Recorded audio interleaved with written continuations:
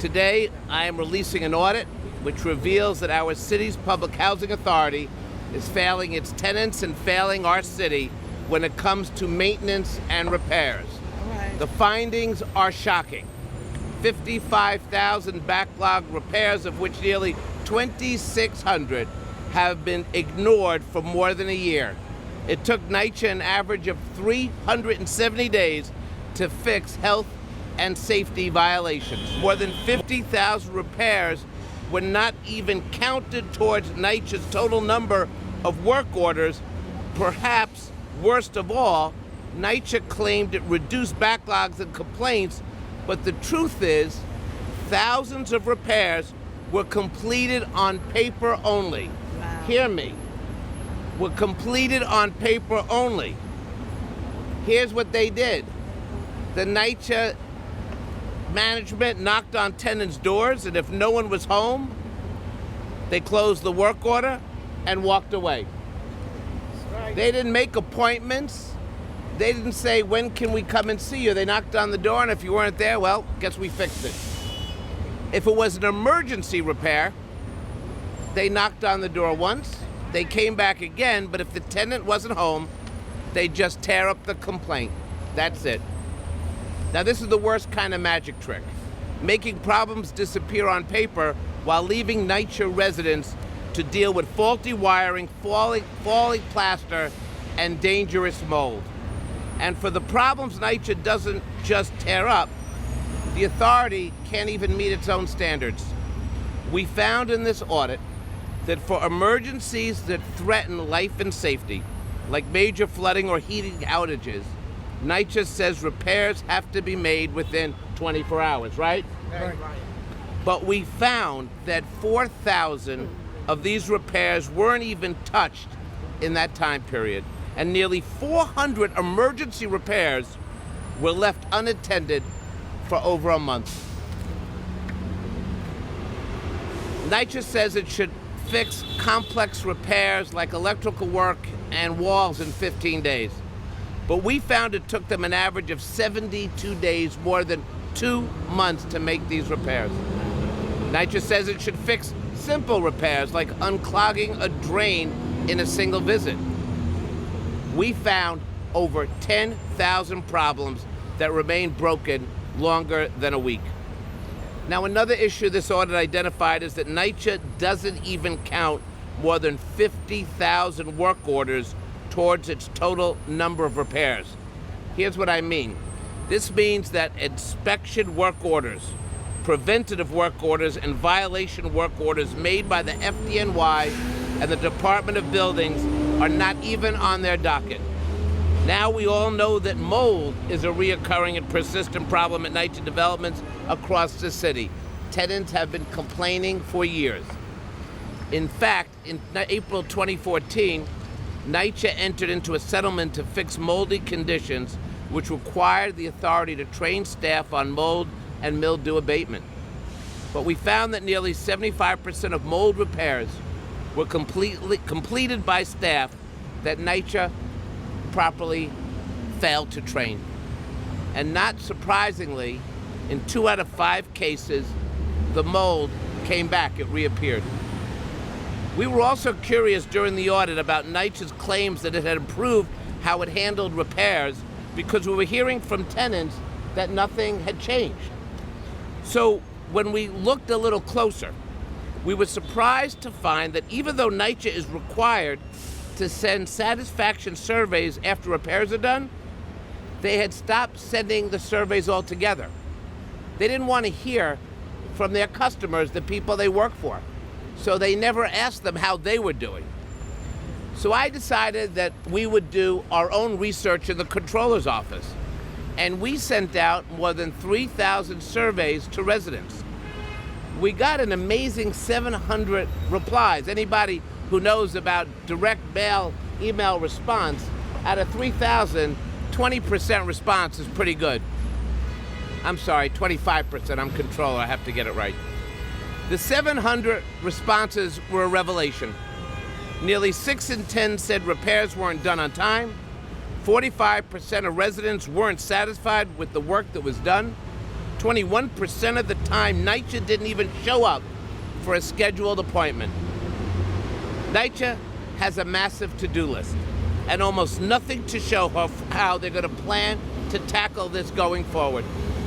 Now, maybe you could play a shell game and make numbers go down on paper, but you don't really have to be held accountable to anything. Maybe that's the plan. But these problems, unfortunately, show no signs of going away. But as controller, I'm not just here to tell you what's happening. It's my job also to find ways to make things better. So today, in light of this audit, and also in light of the fact that in the last 18 months, we have now executed 6 audits, we want very much to make NYCHA better. We want to help our tenants, our elderly, our children. We want to make sure that the people here are protected, that they're not living in substandard housing. So let me put out what we think has to be done. And this is to NYCHA. Number 1, establish NYCHA Stat, a fully transparent management tool based on NYPD's very successful ComStat that would track open work orders by development in real time. Anyone could view it at any time and see what's actually happening. And that means that residents, advocates, and the media can all keep watch over NYCHA and keep them honest for the long haul. Now, NYCHA may say that they're already posting a lot of data online. To their credit, they've made progress in this area. But think of it this way. We don't need to know it takes NYCHA 19 days on average to fix a door. We don't need to know that anymore. We need to know that someone is being held responsible to fix that specific door today at Grant houses, at Ingersoll houses, wherever. And that's what we envision with NYCHA Stat. It's to make sure we hold the managers accountable. Thank you. That's what we need. Thank you. Number 2, budget reforms to enhance transparency and better manage and track vital repairs and capital improvements. NYCHA doesn't utilize the same sophisticated and financial budget disclosure system that all city agencies use. That means no quarterly updates on budget, no discussion of cash and headcount. On top of that, because NYCHA doesn't publish how it spends capital dollars, it's impossible to track building projects and flag cost overruns in real time. These reforms would change that. I want to put out number 3. We urge NYCHA to publicly release the physical needs assessment. It's a comprehensive overview of major infrastructure needs that NYCHA has been kept hidden for years. Thank you. This document is like an X-ray of every building in the system, showing exactly where roofs, boilers, and other critical systems are in need of repair. Releasing the P&A publicly would bring NYCHA out of the shadows and add a little sunshine, which we all know is the greatest disinfectant. This, coupled with capital budgeting, would allow everyone to see how well NYCHA is progressing to meet its goals. And number 4, and this is critical, we know that the budget challenges are real. And because of our laser focus on our audits, we've been pushing the state and the city to invest more money in NYCHA, and it's a good start. But how about this? We should be now using surplus funds from the Battery Park City Authority to support capital improvements at NYCHA, including technology and infrastructure upgrades. We believe those funds could pump an additional $400 million into NYCHA over 10 years, making it the first new recurring source of revenue for the agency in a generation. In order to get that done, you need 3 votes on the Battery Park City Housing Authority. You need the governor, you need the mayor, and you need the controller.